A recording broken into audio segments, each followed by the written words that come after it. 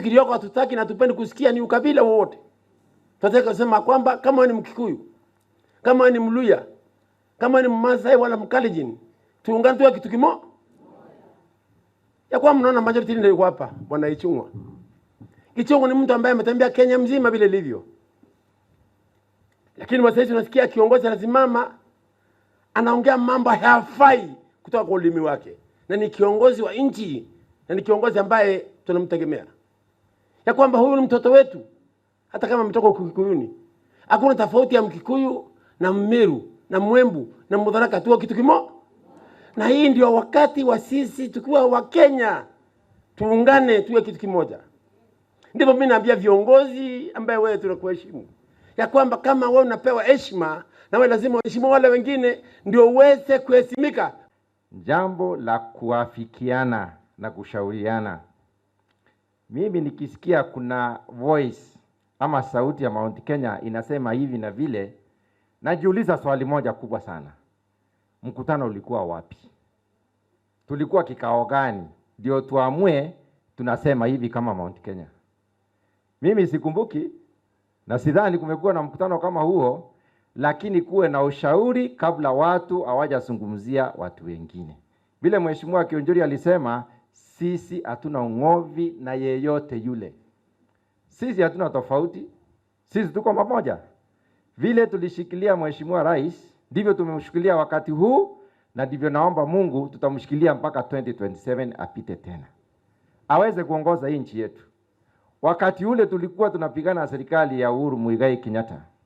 Kwa sababu ile serikali tulipoiweka katika kwa kiti ama kwa ofisi, alienda akatutenga. Kwa hivyo sisi tutaendelea kuwa na hatia, sisi Ichung'wa na wengine, kukuelezea ukweli. Manake Kenya inaenda pamoja. Hatuwezi tenganisha Kenya, lazima tuishi pamoja na wale wengine. Na uzoee, tuko ndani sasa wote. Mjaruo ako ndani, Mluya ako ndani, Mijikenda ako ndani, Turukana ako ndani, Mudharaka ako ndani, Mkikuyu ako ndani. Zoea sasa, manake hiyo Kenya ambayo tunaendelea naye. Na going forward, hakuna mtu atakuja tena kugawanya Kenya. Sisi, na yangu ndio ya mwisho hii, Wameru, Wakikuyu na Waembu, watu walikuwa nafikiria hatuwezi chagua mtu mwingine kutoka nje. Hiyo 2017 tukachagua William Samoei Ruto ambaye sio Mkikuyu, sio Mmeru, tukamchagua. Ile Wakenya walikuwa na ngojea, it is whether we can be trusted. Saa hii sisi wenyewe ile heshima tulikuwa naye tunataka sasa kumwagia maji. Sisi tumesema hiyo heshima tutaweka, kushikilia wengine, kushikilia serikali, kuunga William Samoei Ruto mkono na kuwafanyia kazi. Hiyo ndio ya muhimu sana kwenye hii dunia. Tumpatie miaka ingine 5, hiyo bora umesema ni ya Mungu huko mbele. Hiyo ni Mungu anapanga, si ndio hiyo jameni? Ili hiyo siasa tuanze after 2022. Tuulizane huko mbele tutakaa namna gani. Kama tumechagua William Ruto ambaye hata sio kasi ni yetu. Sasa hiyo nyingine tutakuja kukosana. Ati wewe ni Mkikuyu, wewe ni Mmeru, wewe sijui ni wa wapi, wewe ni wa wapi. Hiyo tutakuja tukae chini pamoja, tuseme Wakenya wengine wako pamoja, tuendelee na sisi kama Wakenya wengine. Hatuko tayari kurudi kwa vita. Hatuko tayari kurudi kugawanya watu. Sisi tulipigana na tukachoka wakati tulishika William mkono, Uhuru akaanza kutukanyangia wakiwa na kina Matiang'i na wengine, na sisi hatuko tayari kurudi kwa vita. Tunataka kumuunga rais mkono atufanyie kazi. Hizi promises zote tulipatiwa asiwezi kujaswa ikiwa tutakuwa kwa vita. Tukubalianieni wenzangu. Hii miaka 2 tumekuwa na tisho, changamoto mingi, na hata ikawa tunaanza kugawanyika. Hata wale wako ndani ya serikali wakaanza kushiba serikali kutoka ndani. Mchana wanasema hii, usiku wanasema ile ingine. Saa hii nasikia hata kuna watu wanasema mlima haiko sawa sawa, ati tumetengana mlima. Nikiangalia bora na muuliza, wewe your neighbor ni mtunga, mumekosana? Anaambia hapana, Watigania wako sawa. Sasa mimi naangalia naona huko John Paul Igembe, na muuliza, na nyinyi watu wa Igembe mnakaa sawa sawa na watu wa Tigania? Wanasema ndio. Mimi naangalia pia ndugu yangu hapa Lidikiri na Kirima, na wauliza, nyinyi ni Waimenti wako na vita na Tigania? Hapana. wako na vita na Igembe? Hapana. Lidikiri, watu yako ya Meru manake karibu na Laikipia, tuko na vita? Hatuna vita. Sasa hii vita nyingine tumeelezewa ati sisi hatujaungana, tunataka kuunganishwa, na shida hili ni wapi tena tumetengana? Sasa jameni, badala ya ufanye kazi waliopewa na watu, ufanye ile kazi umepewa na rais, kwenda kumsaidia. Wewe kazi yako ati unataka kuunganisha. Unaunganisha nini ambaye tayari imeungana? Unaona sasa utafanya kazi kubwa sana. Ndingo ingo na mufira. Itore tindekaga mufira ndingo ingo na ndikaigeria irima. Irathiurũka handũ harĩkũ? Sasa jamani, lazima tujiulize haya maswali. Ni kujenga nchi ama ni kupigana sisi wenyewe? Mimi niko na hatia moja tu na viongozi tuko na hatia moja. Hatia ile tuko naye ni ile tumewaelezea tukae ndani ya serikali. Wengine wanasema tutoke, sisi tunasema tutakaa ndani. Tukisema tunakaa ndani inakuwa ni hatia. Vita, mawazo, mtu akiamuka from morning, his actions ni kulima watu. His thought ni kulima watu. Kila kitu ni kulimana na wale wengine. Sisi tunataka kuomba kitu moja. Hii serikali na mtaona wataanza kurudi. Kwa sababu sasa tuko na hakika tumeshika vizuri. We are now properly grounded. Mtaanza kuona maendeleo. Mtaanza kuona mabarabara itaanza kuendelea mbele. Tukianza vita saa hii mwaka wa 2027 wakati ambapo mtakuwa mnatuuliza kile ambacho tumewafanyia, hatutakuwa na kitu cha kuwaonyesha. Na kwa hivyo sisi tunataka kuhakikishia William tuko na yeye na tuko tayari kumsaidia ili aweze kusaidia wananchi kimaendeleo, na wale wengine ambao wameanza saa hii kufanya siasa ya kukwamisha hii meli ambayo tuko nayo, sisi hatuko katika mrengo huo. Sisi tuko katika mrengo wa kusaidia mwananchi asaidike na maendeleo. Kama ni mtu yeye binafsi, yeye ajitegemee yeye mwenyewe, lakini sisi tukiwa viongozi lazima tufanye kazi kama viongozi na vile ambavyo nyinyi mlituchagua. Kwa hivyo William Ruto akiwa naibu wa rais alitembea kona zote za Kenya akizindua miradi ya maendeleo, akijenga makanisa, akitengeneza urafiki na Wakenya wote, kabila zote, jamii zote, kona zote za Kenya. Sasa tunaambiwa hakuna mipango ya maendeleo, tunazindua. Na huko na ofisi kubwa ya serikali. Miaka miwili hatujaona ukizundua hata mpango mmoja ya maendeleo. Lakini unatuambia tuungane, tumtishie rais. Sisi kama viongozi tukasema sababu wananchi wetu hawakutuchagua twende tukapigane na serikali ya rais. Ati tutishie rais. Ati usipofanya yale mimi nataka yangu ya binafsi, nitaenda kutengeneza urafiki na Kalonzo Musyoka na Wajakoya na Natembea na Eugene Wamalwa ati tutengeneze serikali ingine 2027. Sisi ati hapana. Hamtaki kutengeneza urafiki? Sisi ndio tukasema kama viongozi, wewe kama unataka kutengeneza urafiki na Wajakoya na Kalonzo na Eugene Wamalwa na wengine, ni sawa, tumekupea ruhusa, enda uunde urafiki na hao wengine, upange serikali yako ya mwaka mwingine. Lakini hii yenye tuko nayo saa hii, kwanza ifanyie watu wa Tigania West kazi, wapate hizo barabara za rami ambazo Mutunga anasema. Nyinyi mnataka tuingie siasa ya urafiki na Wajakoya ama tupange mambo ya rami ya Mutunga? Tupange rami, si urafiki na Wajakoya.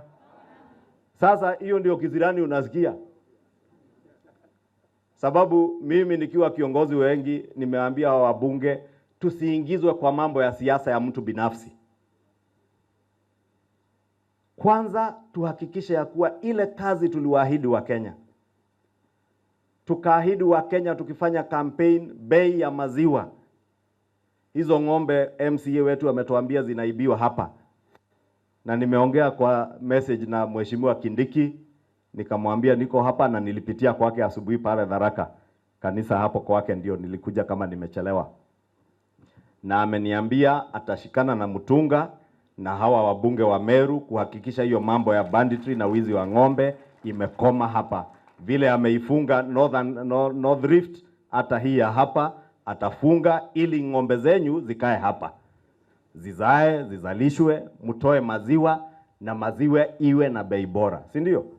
Sababu hiyo ndio kazi tuliwaahidi, tukawaambia, na tulizunguka hapa, mimi nilikuwa kipao mbele na rais, tukiwaambia watu wa Mlima Kenya, mkichagua serikali yetu, bei ya maziwa tutapandisha, bei ya kahawa tutatengeneza, bei ya majani chai tutatengeneza. Na wewe umepewa kazi, ukaambiwa kazi yako under executive order number 1, mkiangalia rais akapeana kazi, wewe enda ufanye kazi ya maziwa, kahawa na majani chai. Mtu binafsi amesema hakuna kahawa itauzwa kama hapati shilingi 3 kwa kila kilo ya kahawa inauzwa. Ati majani chai yetu ili iuzwe lazima ipitie kwa brokerage firms za mtu binafsi. Kwenda kutengeneza board ya KCC, Mheshimiwa Mutunga ndiye chairman wa agriculture, atakwambia serikali ya Kenya imeweka close to 2 billion shillings in 2 years kwa new KCC. Hiyo pesa mwenye aliunda board wamefanya ukora na watu hapo, wanapora mali ya KCC. Rais anazunguka akiambia wakulima kila baada ya wiki 2 mkulima alipwe pesa yake ya maziwa na alipwe minimum 50 shillings. Mkulima ukienda many places analipwa 30, 32, 36 shillings. Sasa wakati tunakataa, tunasema kahawa yetu ipate bei bora, maziwa ifanywe kazi vile inafaa, mtu anatuambia hapana, hayo sio muhimu. Tukifanya haya tutawaambia wananchi nini tukiomba kura 2027? Mimi nikamwambia tutaenda kuambia wananchi ile tumewafanyia na ile tutawafanyia hiyo muhula ingine. Wewe unataka ati tukae tu blackmail rais? Ile umoja tunataka saa hii ni umoja wa maendeleo. Kweli si kweli? Na wakati tulishauriana tukaulizana, mbona miaka 2 hatukuambiwa tuungane baada ya kupata serikali? Lakini wakati unapojitafutia mambo yako ya kibinafsi, mtu anasema anataka ndege ya jeshi, ikikosa sasa tuungane twende tukaitishe ndege. Pesa imepungua kwa ofisi, niambie viongozi sasa tuungane ili niende nikaitishe pesa zaidi kwa ofisi yangu, na sio pesa kwa manufaa ya wananchi, ni pesa ya mimi mtu binafsi. Ndio maana kama viongozi tukasema hatutakuwa na mambo ya umoja wa kutetea mtu kwa mambo yake ya kibinafsi. Na hiyo ndio tulisema kama unataka kutuunganisha ati ili tuweze kumtishia rais, na mtu anatuambia hii Mlima Kenya ile kura yote ilipigiwa William Ruto, ilipigiwa sababu yangu. Tukasema watu wa Mlima Kenya hakuna kiongozi walifuata kumpigia William kura Ruto. William Ruto alitembea Mlima Kenya, akajuana na watu, akatengeneza urafiki. Usituambie ati watu wa Mount Kenya walipiga kura sababu ya mtu binafsi. Ama watu wa Meru kuna mtu mlipiga kura sababu yake? Iko mtu alikuja akaambia kama sio mimi msipigie Ruto? Sasa wakati tunakataa, tunasema kahawa yetu ipate bei bora, maziwa ifanywe kazi vile inafaa. Mtu anatuambia hapana, hayo sio muhimu.